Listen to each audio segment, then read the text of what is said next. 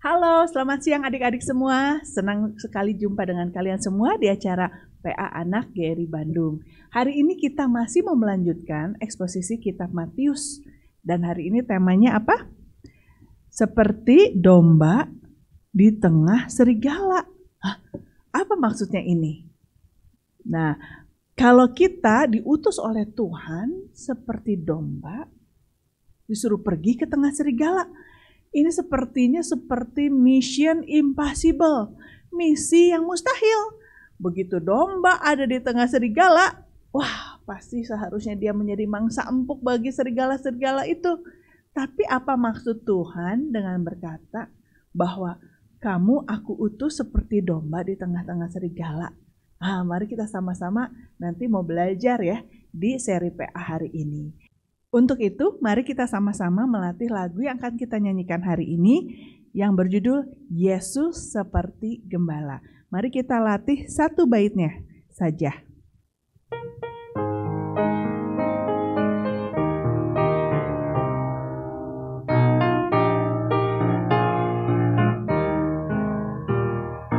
Yesus seperti gembala, kami sebagai dombanya,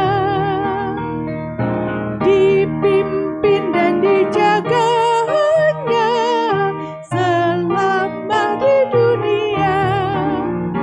Tuhan Yesus, Tuhan Yesus, sekarang kami milik-Mu. Tuhan Yesus, Tuhan Yesus,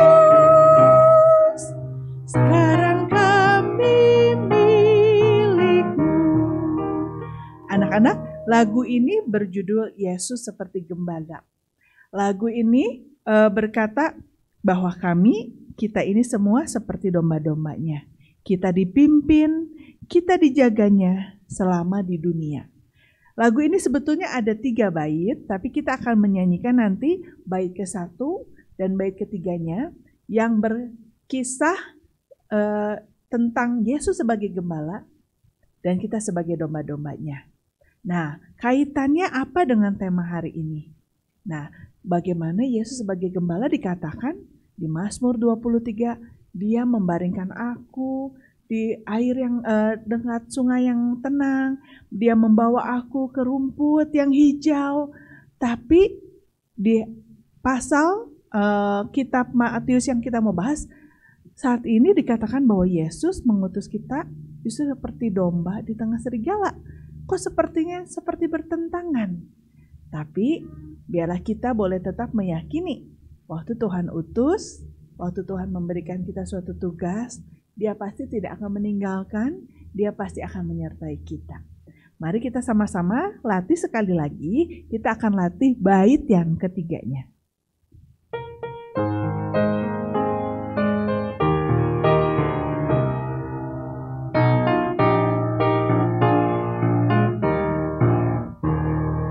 Engkaulah sahabat kami, pelindung jalan hidup. Peliharakanlah domba-Mu dari kuasa dosa. Tuhan Yesus, Tuhan Yesus, dengarlah doa kami. Tuhan Yesus, Tuhan Yesus, dengarlah doa kami. Anak-anak, mari kita sama-sama bersatu teduh sejenak, berdiam diri, mempersiapkan hati kita untuk boleh ketika mendengarkan firman Tuhan benar-benar konsentrasi, benar-benar siap hati untuk menerima kebenaran firman Tuhan. Mari kita bersaat teduh.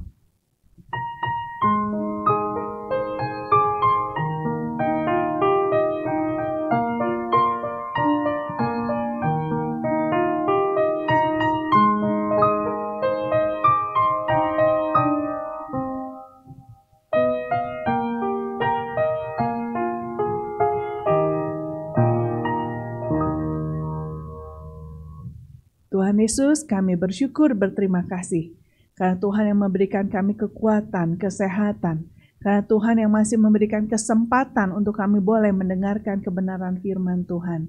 Terima kasih Engkau telah menjadi gembala kami yang menjaga, menuntun hidup kami. Tuhan tolong ketika kami saat ini mendengarkan firman Tuhan, jangan biarkan kami lalu. Jangan biarkan kami setelah selesai mendengar firman tidak bertumbuh, tidak semakin mengenal Engkau. Berikan hati yang mau diajar, berikan hati yang lembut, sehingga waktu Tuhan menegur, dengan segera kami juga kembali kepada Tuhan. Terima kasih Tuhan Yesus, dalam nama-Mu kami berdoa dan bersyukur. Amin. Anak-anak, mari kita sama-sama memuji Tuhan, Yesus seperti gembala, bait ke-1 dan bait ke-3.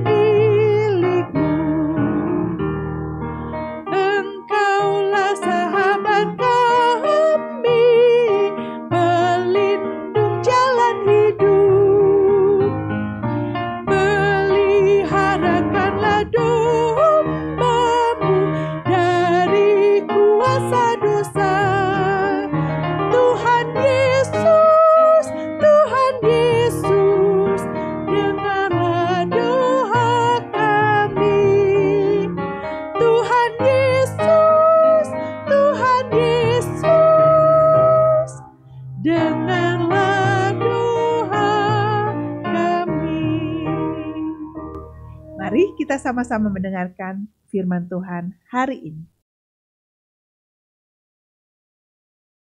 Selamat pagi adik-adik sekalian, kita bersyukur hari ini kita boleh merenungkan sekali lagi kebenaran firman Tuhan. Dan di dalam beberapa minggu yang lalu, kita sudah merenungkan mengenai Tuhan Yesus yang memanggil daripada para murid dan juga yang mengutus para murid. Dan hari ini kita akan merenungkan mengenai natur atau mengenai panggilan yang Tuhan Yesus berikan kepada para murid itu seperti apa. Ternyata Alkitab memberitahu, Kristus memberitahu bahwa panggilan ini seperti domba yang dipanggil ke tengah-tengah serigala. Nah, ini adalah sesuatu hal yang kelihatannya sangat bahaya, bukan? Bagaimana mungkin ada seekor domba yang masuk ke kumpulan serigala? Satu domba lawan satu serigala saja, rasanya domba itu tidak mungkin hidup.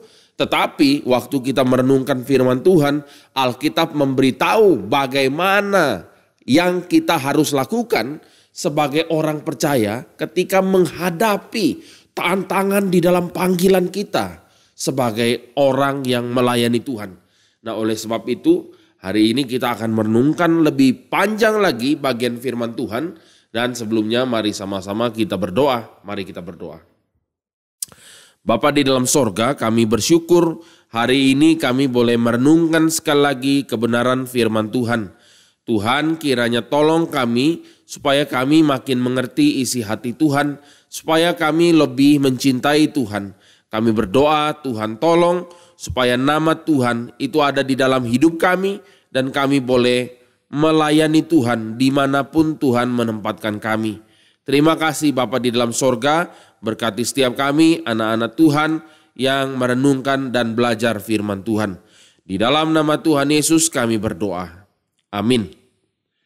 Adik-adik sekalian, kita mau lihat bagian yaitu dari Matius pasal yang ke-10. Matius pasal 10 ayatnya yang ke-16. Kita akan melihatnya kemudian sampai ke dalam ayat yang ke-25. Matius pasal 16, pasal 10 ayat 16 sampai 25. Pak Jack akan bacakan buat kita sekalian. Matius 10 ayat 16 sampai 25. Lihat, aku mengutus kamu seperti domba ke tengah-tengah serigala. Sebab itu, hendaklah kamu cerdik seperti ular dan tulus seperti merpati. Ini adalah bagian yang sangat penting untuk kita tahu bagaimana caranya untuk menghadapi panggilan dengan tantangan yang besar sekali. Domba ke tengah serigala. Oleh sebab itu Tuhan Yesus bilang, hendaklah kamu tulus seperti merpati dan cerdik seperti ular. Oke, ayat yang ke-17. Tetapi waspadalah terhadap semua orang, karena ada yang akan menyerahkan kamu kepada majelis agama dan mereka akan menyesah kamu. Menyesah itu menganiaya kamu di rumah ibadah. Dan karena aku, kamu akan digiring ke muka penguasa-penguasa dan raja-raja sebagai suatu kesaksian bagi mereka dan bagi orang-orang yang tidak mengenal Allah.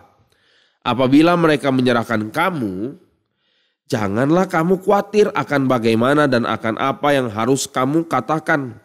Karena semuanya itu akan dikaruniakan kepadamu pada saat itu juga. Karena bukan kamu yang berkata-kata, melainkan roh Bapamu. Dia yang akan berkata-kata di dalam kamu. Orang yang menyerahkan saudaranya untuk dibunuh, demikian juga seorang ayah akan anaknya, dan anak-anak akan memberontak terhadap orang tuanya dan akan membunuh mereka. Dan kamu akan dibenci semua orang oleh karena namaku, tapi orang yang bertahan sampai pada kesudahannya akan selamat. Apabila mereka menganiaya kamu dalam kota yang satu, larilah ke kota yang lain, karena aku berkata kepadamu, sesungguhnya sebelum kamu selesai mengunjungi kota-kota Israel, Anak Manusia sudah datang. Seorang murid tidak lebih daripada gurunya atau seorang hamba daripada tuannya. Cukuplah bagi seorang murid jika ia menjadi sama seperti gurunya dan bagi seorang hamba jika ia menjadi sama seperti tuannya. Jika tuan rumah disebut Beelzebul, apalagi seisi rumahnya. Nah, adik-adik sekalian, kita perlu sadar satu hal. Waktu kita membaca bagian ini, kita rasa sepertinya, panggilannya kok mengerikan ya? Kok bakal akan diserahkan? Kok bakal akan ditawan, dianiaya, dipukul, dan kemudian bahkan dibunuh? Bahkan Tuhan Yesus bilang akan ada datang saatnya seorang akan menyerahkan saudaranya, bapa kepada anaknya dan sebaliknya. Apa ini dan kenapa ini harus dilakukan? Nah, adik-adik sekalian, kita perlu mengkaitkan apa yang kita sudah dengar di beberapa minggu lalu. Pertanyaan sederhana, kenapa juga ya mereka ini diutus? Gambaran besarnya apa? Mengapa mereka ini diutus? Kenapa ada pengutusan ini? Nah, kita perlu tahu bahwa di dalam pasal yang ke-9 bagian terakhir, Pak Jack akan bacakan. Pasal 9 bagian terakhir yaitu di dalam ayat yang ke-36 dan seterusnya. Kita harus tahu bahwa panggilan sebagai seorang yang melayani Tuhan itu adalah kaitan di dalam bagaimana Tuhan Yesus melihat orang-orang banyak yang tidak bergembala. Nah, Pak Jack bacakan sekali lagi ya. Tuhan Yesus berkeliling ke semua kota dan desa. Dia mengajar dalam rumah ibadat, memberitakan Injil Kerajaan Sorga, dan melenyapkan segala penyakit dan kelemahan. Ayat 36. Melihat orang banyak itu, tergeraklah hati Yesus oleh belas kasihan kepada mereka, karena mereka lelah dan terlantar seperti domba yang tidak bergembala. Maka katanya kepada murid-muridnya, tuaian memang banyak tapi pekerja sedikit. Karena itu mintalah kepada Tuhan yang empunya supaya ia mengirimkan pekerja-pekerja untuk tuaian itu. Nah, adik-adik sekalian, kita harus sadar satu hal. Kita bersyukur kenapa? Karena waktu Tuhan Yesus mengutus kita, mulai dari para rasul, lalu para murid yang lain, lalu kepada seluruh tokoh-tokoh di dalam Alkitab yang pergi memberitakan tentang Injil Kerajaan Sorga, itu adalah di dalam satu kaitan besar yang dimulai dari belas kasihan Tuhan Yesus kepada orang-orang yang ia lihat pada waktu ia melayani. Jadi Tuhan Yesus melihat, kenapa orang-orang Israel ini itu banyak namanya rabi-rabi, guru-guru, pengajar-pengajar. Tapi Tuhan Yesus waktu ketemu dengan mereka, Tuhan Yesus sadar satu hal. Mereka ini tidak digembalakan. Waktu mereka lapar tidak ada yang kasih makan. Waktu mereka haus tidak ada yang kasih minum. Waktu mereka di dalam keadaan yang asing tidak ada orang yang menyambut mereka. Mereka dibiarkan begitu saja. Kenapa adik-adik sekalian? Karena banyak namanya pemimpin-pemimpin agama yang hanya memikirkan diri sendiri. Oleh sebab itu Tuhan Yesus sadar satu hal. Ini orang-orang Israel itu disesatkan oleh para pengajar-pengajar ini. Jadi ini sudah kalau kita renungkan bagian firman Tuhan dari perjanjian lama, kita tahu salah satu bagian yang paling besar yaitu di dalam Yehezkiel pasal 34. Ada apa terjadi di sana di dalam Yehezkiel pasal 34? Di dalam pasal 34 Tuhan mengatakan kepada Yehezkiel bahwa banyak sekali nabi-nabi palsu yang bernubuat, yang berkhotbah bukan dari hati Tuhan, tapi dari rekaan palsu hatinya. Maka adik-adik sekalian, bukan hal yang baru. Adik-adik nanti jangan kaget ya. Yaitu kalau adik-adik nanti akan melihat apa yang terjadi di dalam kekristenan hari ini banyak digambarkan sudah di dalam perjanjian lama. Yaitu nabi-nabi palsu itu akan berkata, aku bermimpi loh tadi malam. Aku melihat penglihatan tadi pagi. Aku itu merasa Tuhan berbicara kepadaku. Adik-adik sekalian, ini adalah satu tanda penyesatan. Satu tanda penyesatan mengutip apa? Aku bermimpi. Tadi malam aku ketemu Tuhan Yesus loh. Aku tadi malam mendengar Tuhan Yesus bicara sama saya. Itu semua adalah penyesatan menurut firman Tuhan. Kenapa adik-adik sekalian? Karena Alkitab bilang, aku tidak pernah menaruh firmanku dalam mulut mereka, tapi mereka bernubuat palsu tentang aku dan membuat umatku jauh daripadaku. Itu ada di dalam Yeremia, kita bisa lihat di dalam Yehezkiel, di dalam Yesaya, bahkan di dalam banyak sekali pertentangan antara nabi sejati dengan nabi palsu. Nah adik-adik sekalian, di dalam zaman sekarang ini banyak hamba-hamba Tuhan yang bilang, tadi saya ketemu Tuhan, ngopi bareng Tuhan. Mengerikan ini. Kenapa? Karena dia sedang menyatakan dirinya menerima wahyu dari Tuhan Yesus. Padahal apa adik-adik? Pak Jack perlu bacakan satu bagian ini ya. Kita lihat Ibrani pasal 1. Ibrani pasal 1. Ada satu bagian yang penting di sini. Coba adik-adik buka semua sama-sama Ibrani pasal 1 ya. Kita coba lihat di dalam ayatnya yang pertama sampai ayatnya yang keempat. Kita lihat ayat ini. Ayat ini bicara apa? Ayat ini menyatakan bahwa Allah dulu bicara kepada para nabi melalui para nabi. Tapi zaman sekarang Tuhan Allah bicara kepada Kristus. Dan hanya kepada Kristus saja.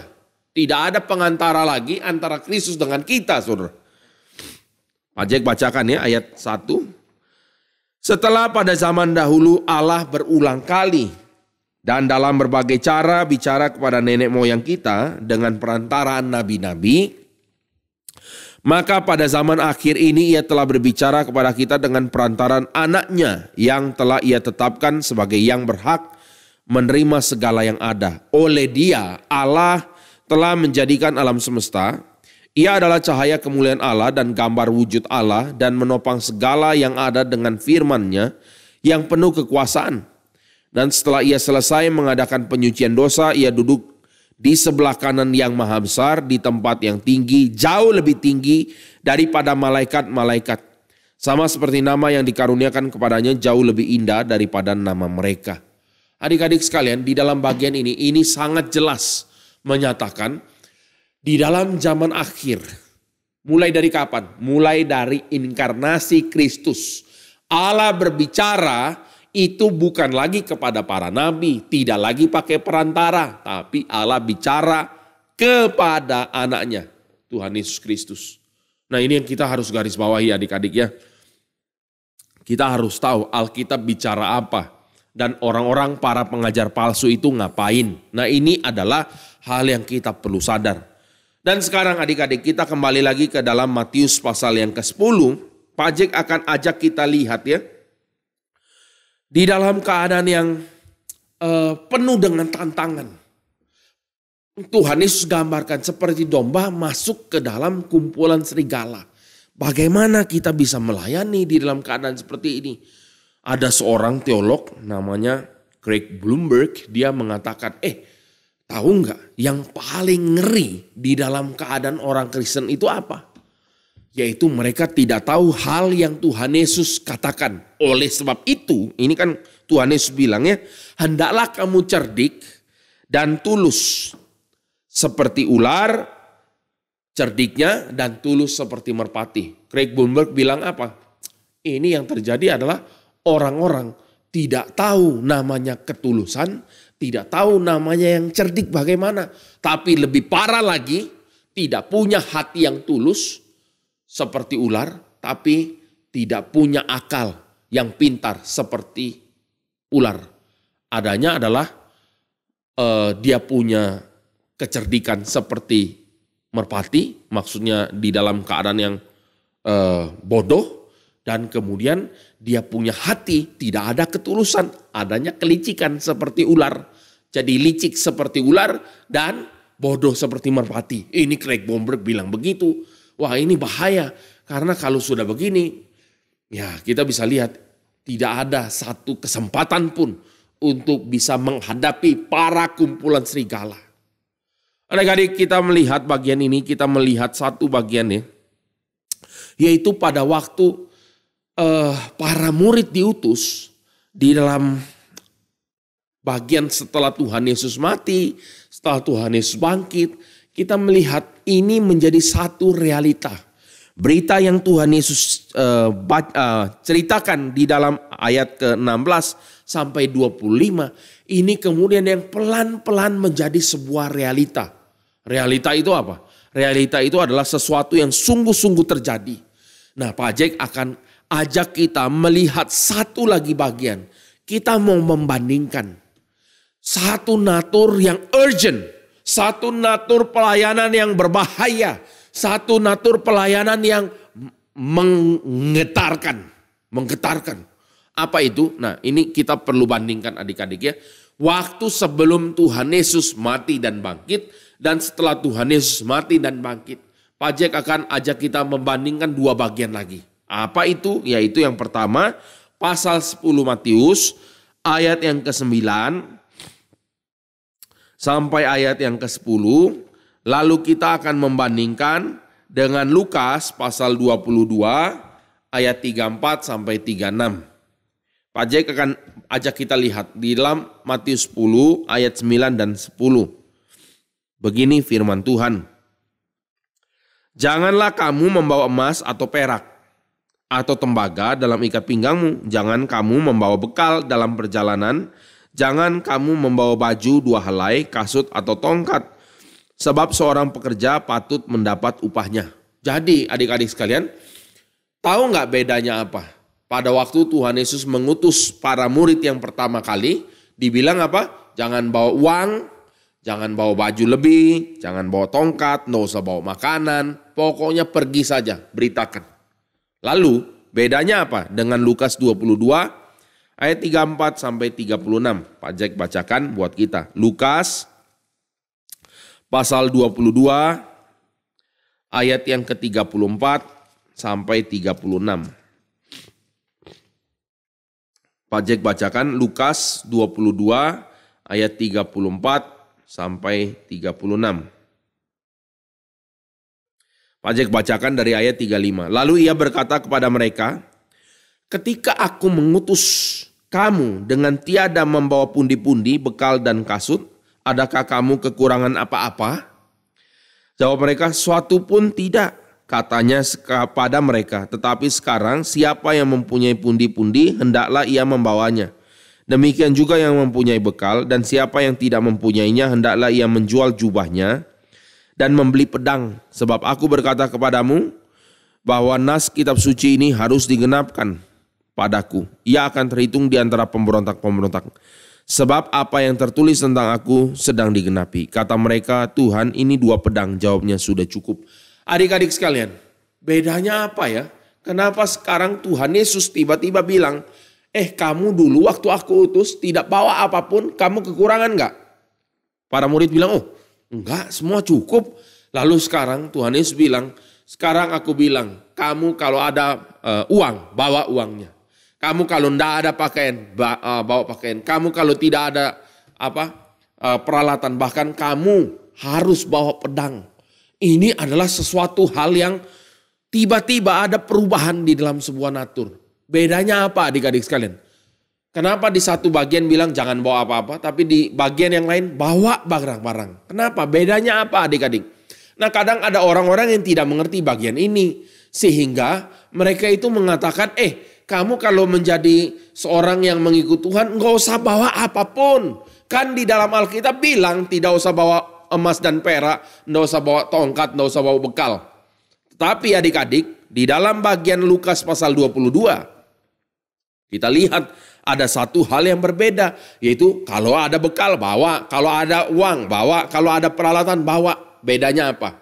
Nah, sekarang bedanya ini. Pak Jack akan jelaskan. Yang pertama, bedanya adalah panggilan di dalam Matius pasal 10 itu adalah panggilan sebelum Tuhan Yesus masuk ke dalam penderitaannya.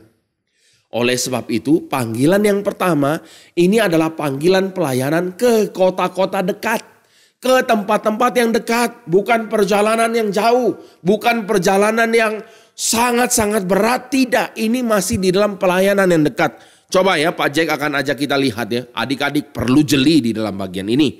Matius 10 ayat yang ke-5. Coba lihat bagian ini ya. Tuhan Yesus bilang apa? 12 murid itu dia diutus dan kepada mereka Tuhan Yesus berpesan, jangan kamu menyimpang ke jalan bangsa lain, masuk ke dalam kota orang Samaria, melainkan pergilah kepada domba yang hilang dari umat Israel. Dan di dalam bagian ini kita bisa lihat apa? Kita bisa lihat Tuhan Yesus sedang mengutus mereka ke kota-kota yang paling dekat. Mereka pelayanan ke kota-kota yang dekat. Ini adalah awal dari panggilan, yaitu murid-murid itu melayani dari orang-orang Israel yang berada di kota dekat. Tetapi nanti setelah Tuhan Yesus mati dan bangkit, ada satu buah natur atau esensi pelayanan yang berbeda. Apa itu? Yaitu para murid, anak-anak Tuhan dipanggil untuk memberitakan Injil dari Yerusalem, Yudea, Samaria sampai ke ujung bumi. Jadi natur pelayanan itu makin besar, persiapan harus makin siap. Inilah bedanya adik-adik sekalian. Kita perlu sadar satu bagian ini. Kenapa? Karena kadang ada orang-orang yang menggunakan satu bagian firman Tuhan tanpa memahami bagian firman Tuhan yang lain. Lalu dia mengkhotbahkan seolah-olah bagian yang lain itu tidak ada. Wah, ini bahaya. Inilah cikal bakal penyesatan besar. Dan oleh sebab itu hari ini kita bersyukur kita boleh memahami bagaimana panggilan. Natur ini perlu kita garis bawahi adik-adik sekalian. Jadi kita sudah belajar satu hal. Kita belajar bagaimana panggilan Tuhan Yesus untuk murid-murid ini seperti domba masuk ke kumpulan serigala.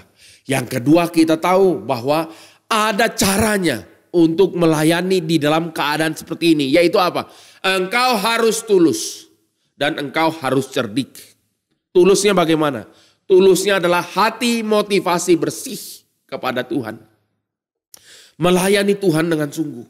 Dan di dalam ketulusan ini ada kunci satu hal yang penting sekali.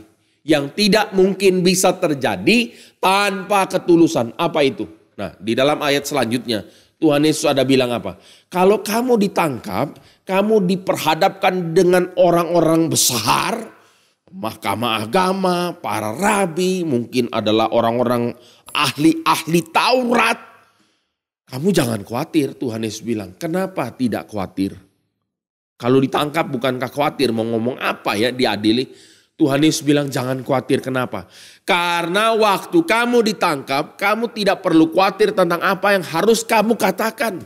Karena pada saat itu engkau akan diberikan oleh Tuhan Roh Kudus di dalam hatimu untuk berbicara, memberikan pertanggungan jawab.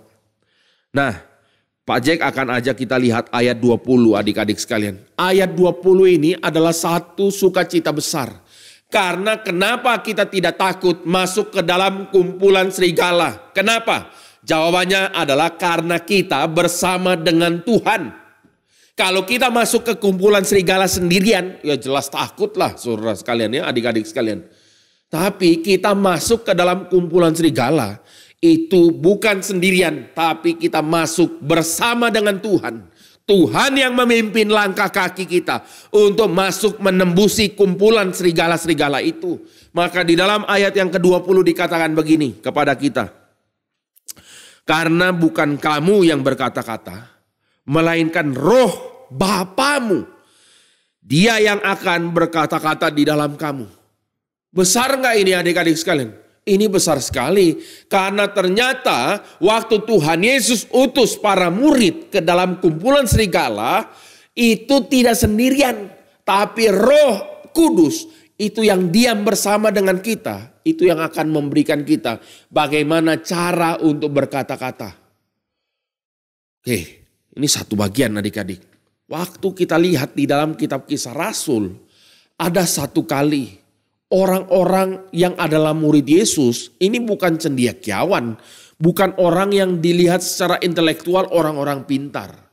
Bukan orang-orang yang jenius, bukan orang peraih penghargaan Nobel, bukan orang-orang yang dicari-cari sebagai aristokrat, bukan. Mereka sebelum melayani Tuhan Yesus, Petrus dan Yohanes itu punya profesi sebagai apa? Sebagai nelayan. Kita tidak meremehkan pekerjaan nelayan adik-adik. Tapi hari itu di dalam zaman Tuhan Yesus, orang yang punya profesi nelayan itu tidak dilihat sebagai orang-orang pintar. Orang-orang pintar itu siapa? Ya ahli Taurat, orang-orang Farisi itu. Yang kerjaannya tiap hari baca firman, yang tangannya bersih, mungkin pakaiannya wangi. Tapi Petrus dan Yohanes itu kebalikan daripada orang-orang Farisi. Tiap hari kerjaannya melaut. Dia pergi ke danau Galilea. Dia tiap hari harus berkeringat. Dia tiap hari harus menggulung lengan bajunya. Untuk apa? Untuk menangkap ikan. Dan bersama dengan para ikan. Kira-kira baju wangi tidak? Oh tidak. Baju itu akan terasa bau amis. Tapi di dalam keadaan seperti itu, Yohanes dan Petrus ditangkap. Dan pada waktu Yohanes dan Petrus ditangkap, kita bisa lihat apa? Kita bisa lihat pada waktu mereka berbicara, ada kuasa firman Tuhan. Sehingga pada akhirnya, waktu mereka berbicara, nama Tuhan ditinggikan.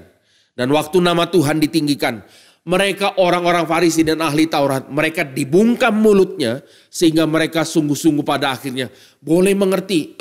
Dua orang ini siapa?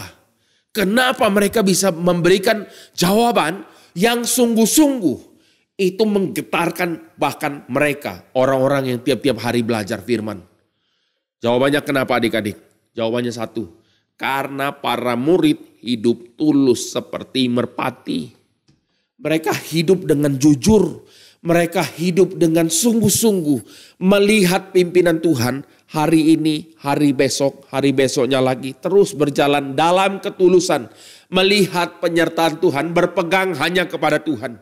Inilah bagian yang kita bisa garis bawahi, yaitu apa?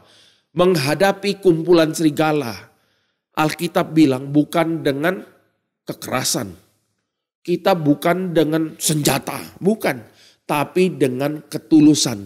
Karena di dalam ketulusan ada penyertaan daripada Roh Allah. Dan di dalam penyertaan Roh Allah akan jelas menjadi nyata bahwa para murid kita semua yang diutus itu untuk kemuliaan bagi nama Tuhan. Sampai sini mungkin kita baru mengerti adik-adik sekalian. Oh ternyata kita dipanggil masuk ke dalam kumpulan serigala itu tidak sendirian. Kita diberikan satu kemampuan dan kesempatan untuk memuliakan nama Tuhan. Nah adik-adik, biarlah kita boleh sekali lagi bersuka cita. Karena kita boleh mengerti sekarang bagaimana kita perlu tulus seperti merpati. Dan bagian yang kedua, Kita perlu namanya cerdik. Seperti ular, itulah sebabnya dikatakan di dalam bagian firman Tuhan berikutnya, kalau kamu dianiaya ke satu kota, pergi ke tempat yang lain. Pergi ke tempat yang lain. Kita ini diberikan kepintaran untuk tidak mati begitu saja. Karena ada orang yang berpikir kalau ada penganiayaan datang, hadapi saja penganiayaan itu. Biar saja mati. Enggak adik-adik. Alkitab bilang kalau kamu dianiaya dari satu kota, pergi ke kota yang lain. Dan inilah yang terjadi dengan orang-orang yang adalah murid Tuhan Yesus yang kita baca di dalam kitab Kisah Rasul. Yaitu mereka dianiaya di Yerusalem. Setelah mereka dianiaya ke Yerusalem, apa yang mereka lakukan? Mereka pergi diaspora lagi. Pada waktu kita nanti lihat di dalam kitab Kisah Rasul, pada waktu mereka pergi dari satu kota, waktu mereka dianiaya dan mereka pergi ke kota lain, apa yang mereka lakukan di kota lain? Yang mereka lakukan di kota lain adalah mereka terus memberitakan firman Tuhan. Ini yang kita penting untuk kita sadari adik-adik. Firman Tuhan itu tidak pernah bisa dibungkam di dalam mulut kita. Enggak. Kita perlu terus merenungkan mengenai firman Tuhan. Dan ini firman yang boleh mengalir di dalam kehidupan kita. Kita bicara kebenaran firman Tuhan dimanapun. Tapi adik-adik, Alkitab memberikan kita satu pengertian. Bahwa kita boleh di dalam anugerah Tuhan untuk pindah dari satu kota ke kota lain. Bukan untuk menyelamatkan diri sebetulnya. Tapi untuk mempreservasi daripada firman Tuhan yang kita perlu bicarakan, beritakan kepada orang-orang yang belum kenal. Sampai di sini kita mungkin boleh merenungkan dua bagian besar. Tulus seperti merpati dan cerdik seperti ular. Dan biarlah adik-adik sekalian pada waktu kita di dalam kehidupan kita mulai dari saat ini makin lama kita makin besar.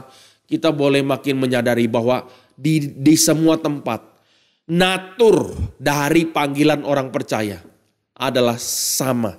Kita masuk ke kumpulan serigala, kita tetap perlu tulus seperti merpati, di mana roh Allah diam di dalam kita. Dan waktu kita berbicara, waktu kita melayani, ada kemuliaan bagi nama Tuhan. Amin.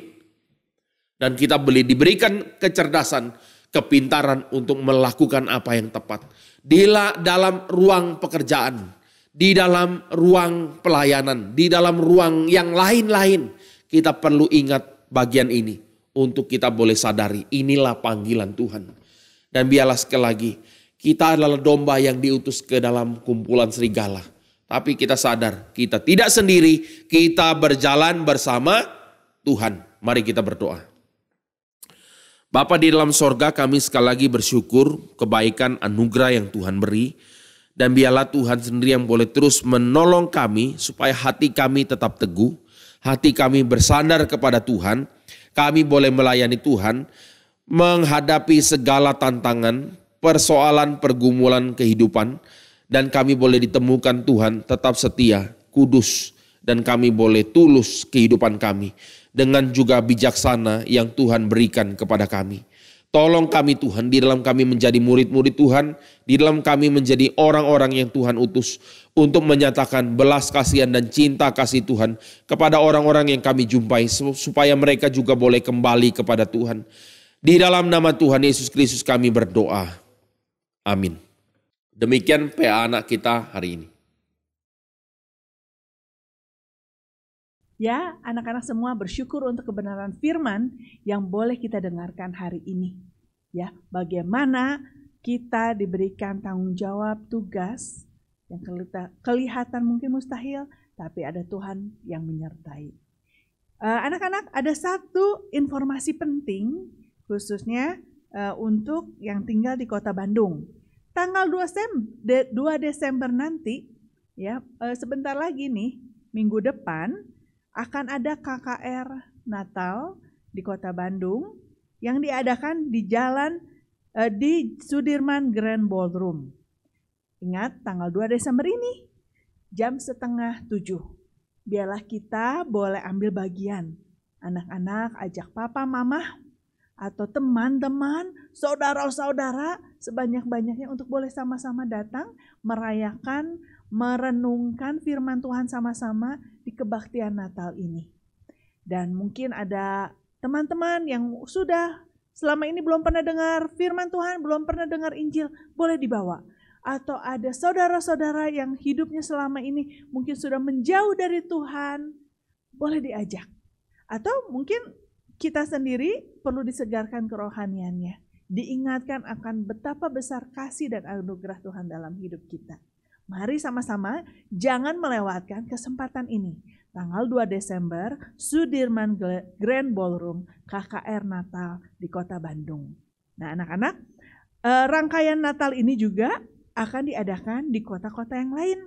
Nah anak-anak coba lihat, siapa tahu ternyata ada saudara teman-teman yang ada di kota lain dan di kota itu diadakan KKR Natal juga.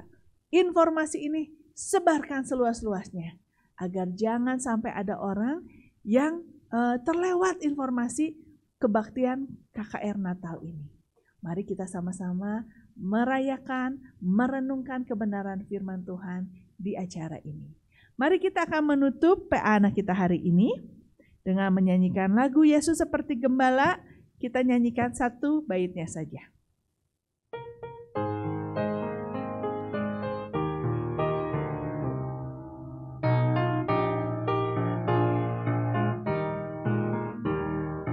Yesus seperti gembala, kami sebagai dombanya,